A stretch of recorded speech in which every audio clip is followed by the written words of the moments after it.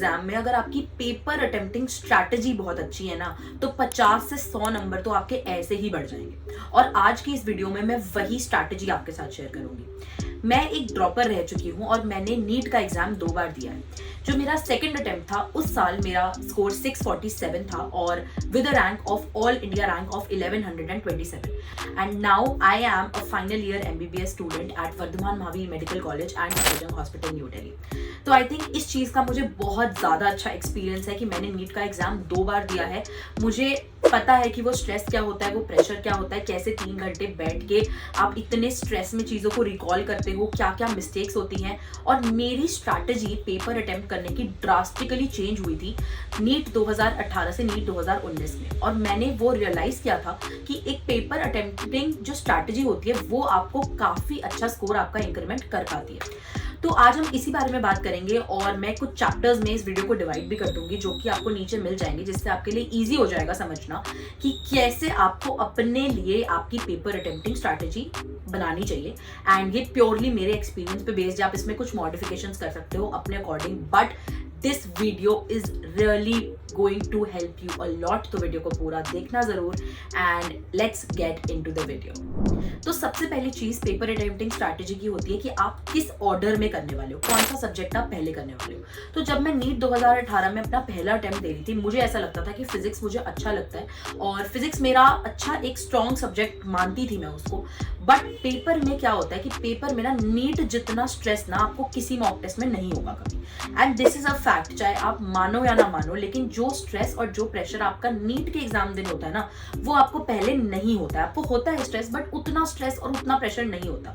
और उस टाइम पे मैंने ये रियलाइज किया था जब मैंने पहले अटेम्प्ट में सबसे पहले फिजिक्स सोचा कि मैं फिजिक्स से स्टार्ट करूंगी अपना पेपर, क्योंकि जितने मॉक टेस्ट मैंने तब अटेम्प्ट किए थे वो सारे मैं फिजिक्स से किया करती थी। बट जब मैंने नीट के एग्जाम में फिजिक्स से शुरू किया, तब मुझे ये बात रियलाइज हुई कि फिजिक्स का पेपर ऐसा होता है कि वो थोड़ा अनप्रेडिक्टेबल हो सकता है। और कई बार ऐसा होता है कि कुछ क्वेश्चंस ना अजीब आ जाते हैं बहुत ज्यादा, जो अगर आप शुरू में ही जिनमें फंस गए तो आपका कॉन्फिडेंस कम हो सकता है, जो मेरे साथ हुआ।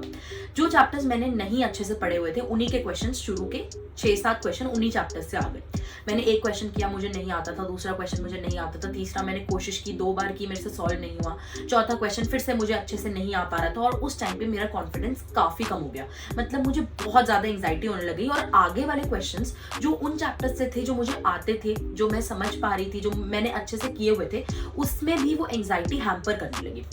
फिर भी मैंने फिजिक्स का पेपर किसी तरह कंप्लीट किया, मेरे को टाइम भी थोड़ा ज़्यादा लग गया। फिर उसके बाद मैंने केमिस्ट्री करा, फिर मैंने बायो करा, और एंड में आते आते क्या हुआ कि बायो के कुछ क्वेश्चंस जो मुझे आते थे, जो मैं कर सकती थी, वो मैं ढंग से पढ़ नहीं पाई।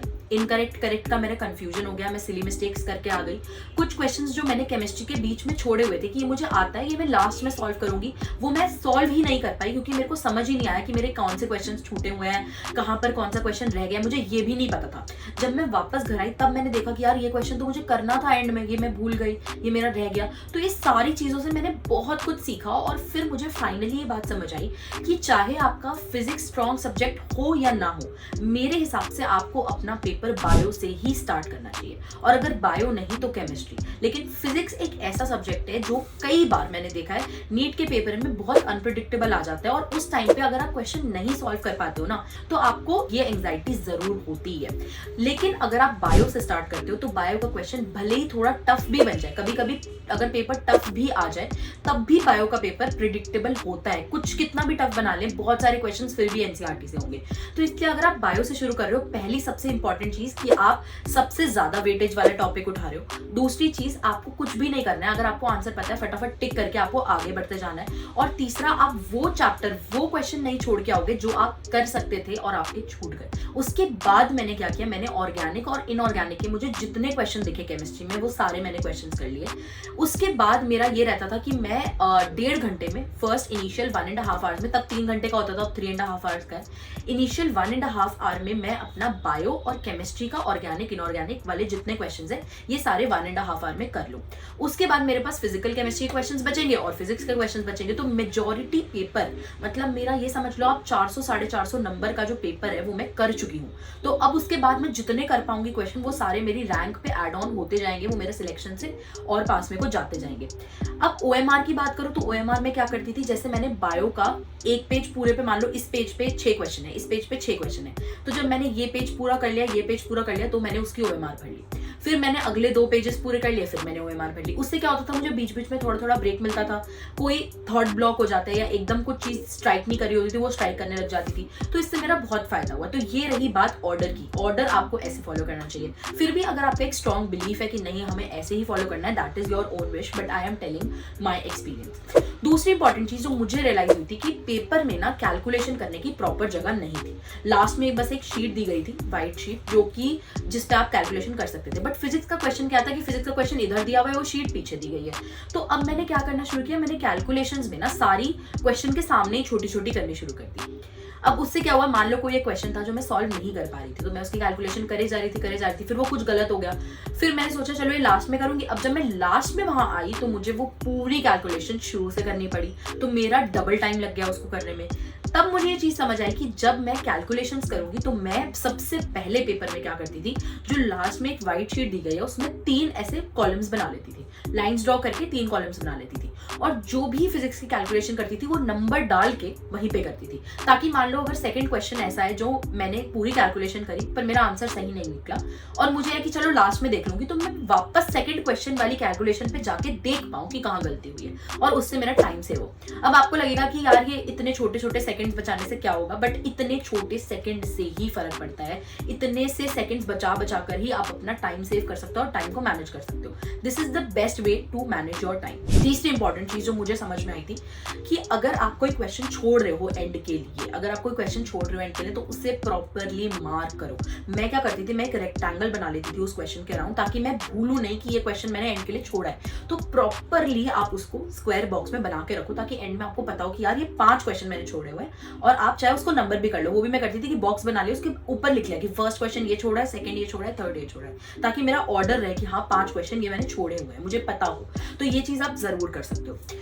चौथी सबसे इंपॉर्टेंट चीज होती है कि आप जब क्वेश्चंस अटेम्प्ट कर रहे हो तो ऐसे क्वेश्चंस डेफिनेटली आएंगे जो आपको नहीं आते होंगे, जो आपके सिलेबस से बाहर के होंगे, जहां पर आपको लग रहा होगा कि आंसर ही नहीं निकल पा रहा मेरा। कोशिश करो उस क्वेश्चन को करने की, बट अगर नहीं होता है तो do not waste too much of time. आप बहुत ज्यादा टाइम उसमें वेस्ट मत करो। उसके बाद हम 5वीं और लास्ट चीज पर आते हैं। मैंने जब क्वेश्चन सॉल्व करने शुरू किए थे, मैं अपना पेपर कन्वेंशनल तरीके से सॉल्व नहीं करती थी। मैं ऐसे नहीं सॉल्व करती थी कि first question, second question, third question, fourth question line में मैं अपना पेपर सॉल्व नहीं करती थी। मैं क्या करती थी, मान लो मेरे पास ये पेज है, इस पे 6 क्वेश्चन है, 1 2 3 4 5 6, ये 6 क्वेश्चन है। अब 6 क्वेश्चन में से मुझे एक टेबल दिख गई, ठीक है, एक टेबल दिख गई, या फिर एक मुझे NLM का मान लो एक मेरे को वो दिख गया कि कोई ब्लॉक रखा हुआ है और उस पर मास रखा हुआ है, तो मेरे को पता है कि ये ब्लॉक और मास वाले क्वेश्चन मुझे अच्छे से आते हैं। तो मैं क्या करती थी कि मुझे एक पेज में जैसे एक टेबल दिख रही है और एक ब्लॉक दिख रहा है, तो मैं क्या करती थी, पहले मैंने मैच द फॉलोइंग वाली टेबल फटाफट कर ली।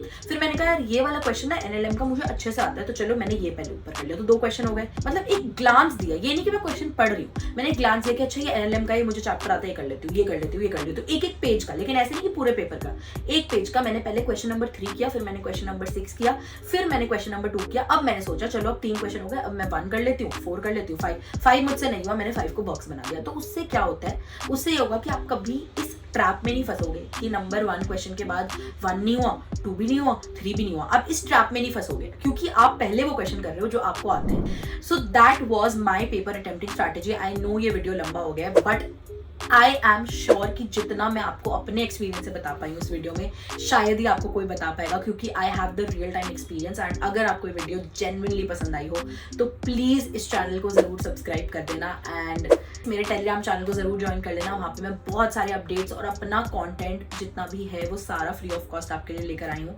Please do that and also follow me on Instagram. See you guys, ऐसे ही पढ़ते रहो, मेहनत करते रहो। कमेंट्स में बताना कि ये वीडियो आपको कैसी लगी। दिस इज वन वीडियो जो मैं बिल्कुल अपने कोशिश कर रहा है कि एक एक पॉइंट जो मेरे एक्सपीरियंस का है वो आपके साथ शेयर कर पाऊँ। I hope you enjoy this video. See you, bye bye.